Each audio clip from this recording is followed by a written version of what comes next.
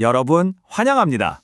오늘 심층 분석에서는 글로벌 반도체 패권을 둘러싼 숨막히는 마쿠 이야기, 그 치열한 역사의 한복판으로 쑥 들어가 보려고 합니다. 우리가 매일 손에 쥐고 있는 스마트폰부터 최첨단 인공지능까지 세상을 움직이는 이 핵심 산업의 이면에는 그야말로 엄청난 두뇌 싸움과 생존 게임이 숨어 있거든요. 다들 준비되셨나요? 그럼 바로 시작하겠습니다. 자, 본격적으로 들어가기에 앞서 가장 거대한 미스터리 하나를 던져볼까 합니다. 도대체 왜 단 하나의 기업이 전 세계에서 가장 중요한 기술을 꽉 쥐고 흔들고 있을까요? 이 질문에 대한 답을 찾으려면요, 과거의 절대 강자였던 이들이 도대체 언제, 어떻게 무너지기 시작했는지 그 결정적인 순간으로 시간을 거슬러 올라가 봐야 합니다. 첫 번째 파트, 2010년 일본의 전환점입니다. 영원할 것 같았던 거인들이 쓰러지기 시작한 바로 그 시점이죠. 시계를 1990년대로 좀 돌려볼까요? 당시 글로벌 경쟁이 엄청나게 치열해지니까 일본은 국가 주도로 미라이 같은 공동 개발 프로젝트를 띄우면서 돌파구를 찾으려 했습니다. 다 같이 힘을 합쳐서 이겨보자는 거였죠. 그런데 2000년대 들어서면서 미국과 대만 쪽에서 완전히 새로운 방식의 비즈니스 모델이 뜨기 시작합니다. 결국 어떻게 됐을까요?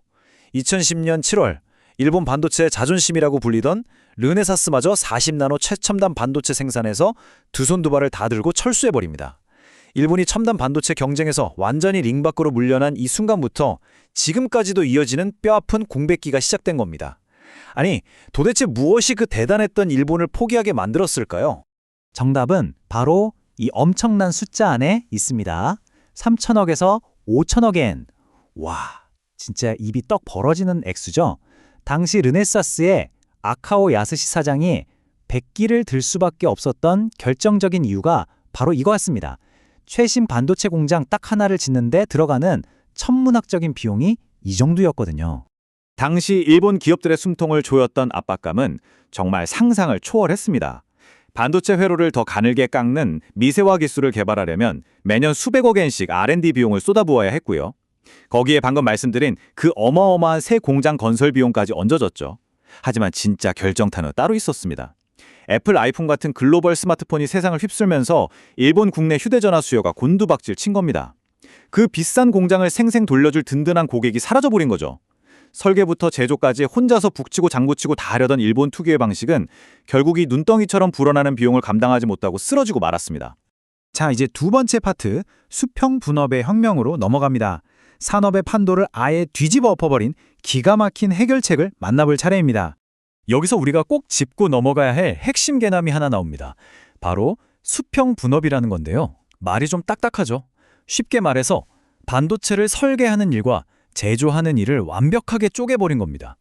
이 모델 덕분에 엔비디아나 AMD, 퀄컴 같은 회사들은 복잡한 공장 없이 설계에만 몰빵하는 팹리스 기업으로 클 수 있었고요. 반대로 골치 아픈 생산은 오직 제조만 기가 막히게 잘하는 기업한테 전적으로 맡겨버린 겁니다. 이 철저한 선택과 집중이 반도체 시장의 게임의 룰을 완전히 바꿔버렸습니다. 모든 걸 우리 집안에서 다 해결하겠다. 이런 일본의 옛날식 수직 통합 모델은 결국 비용의 덫에 걸려 넘어졌죠. 하지만 오로지 제조, 주문만 전문으로 싹 받아내는 TSMC의 수평 분업 방식은 차원이 달랐습니다. TSMC는 바로 이 분업이라는 무기를 들고 업계의 생태계 자체를 자기들 중심으로 싹 다 재편해버렸습니다. 그런데 여러분, 여기서 진짜 기가 막힌 역사의 아이러니가 하나 등장합니다. 2000년대 초반에 TSMC의 창업자인 모리스 창이 진짜 답답해하면서 이런 말을 했어요. 아니, 도대체 왜 일본 기업들은 우리한테 생산을 안 맡기는 거야? 모든 걸 직접 하겠다는 자존주의에 빠진 일본을 보면서 복장이 터졌던 거죠. 반면에 같은 시기 미국과 유럽 회사들은 어땠을까요? 눈치 빠르게 설계에만 집중하면서 TSMC의 한정된 공장 라인을 먼저 차지하려고 아주 피 튀기는 전쟁을 벌이고 있었습니다. 시대의 흐름을 거부한 자와 그 파도를 탄 자, 그 결과는 굳이 말 안 해도 아시겠죠. 세 번째 파트, TSMC의 두 가지 얼굴입니다. 이 기업이 어떻게 절대 권력을 쥐게 되었는지 그 소름 돋는 비밀을 파헤쳐보죠. 이 회사가 진짜 무서운 이유는 바로 철저한 이중성이 있습니다. 첫 번째 얼굴은 정말 천사 같아요. 고객의 성공이 곧 우리의 성공입니다 하면서 안정적인 공급을 최우선으로 챙겨주는 든든한 파트너죠. 그런데 뒷면을 보면 완벽히 다른 두 번째 얼굴이 숨어 있습니다. 자기들의 이익과 직결되는 핵심 제조 기술, 즉 IP를 자기네 공장 밖으로 한 발짝이라도 빼내는 건 절대 네버 용납하지 않는 피도 눈물도 없는 단호한 협상가의 얼굴입니다. 나중에 르네사스의 시바타 히데토시라는 임원이 협력을 논의하다가 이 냉혹한 선긋기를 아주 제대로 경험하게 되죠. 그 갈등 상황을 좀 더 자세히 들여다볼게요. 르네사스는 TSMC랑 같이 열심히 개발한 기술 IP를 나중에 다른 파운드리나 심지어 자기들 자체 공장에서도 융통성 있게 쓰고 싶어 했습니다. 부품 조달 플랜 B를 만들어 두고 싶었던 거겠죠.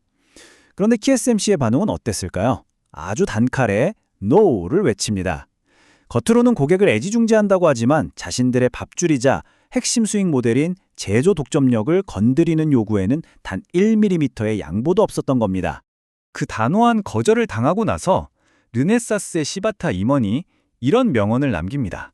아, 그렇군. 진짜 돈 버는 회사는 이렇게 움직이는구나. 이 짧은 한마디가 오늘 이야기의 엄청난 관전 포인트입니다. 자기들의 비즈니스 모델을 끝까지 밀어붙이고 안 되는 건 때려 죽여도 안 된다고 선을 긋는 그 독한 결단력. 시바타 임원은 그 순간 TSMC가 이 바닥의 지배자가 될 수밖에 없는 진짜 이유를 뼈저리게 깨달았던 겁니다. 네 번째 파트, 글로벌 파운드리의 유연한 대안입니다. 절대적인 거인에 맞서는 후발주자들의 생존 전략을 살펴보죠. 지금 시장 상황을 한번 떠올려 보세요. TSMC 단 한 회사가 전 세계 파운드리 시장의 무려 60%를 꿀꺽 삼키고 있습니다. 최첨단 칩을 대량으로 팍팍 찍어낼 수 있는 곳이 사실상 TSMC 하나뿐이다 보니까 경쟁사들은 말할 것도 없고 칩을 맡기는 패브리스 고객들조차 우리 이러다 TSMC한테 완전히 목줄 잡히는 거 아니야? 하면서 밤잠을 설치고 대안을 찾고 있는 게 지금의 팩트입니다. 자, 그럼 여기서 정말 근본적인 질문을 하나 던져볼게요.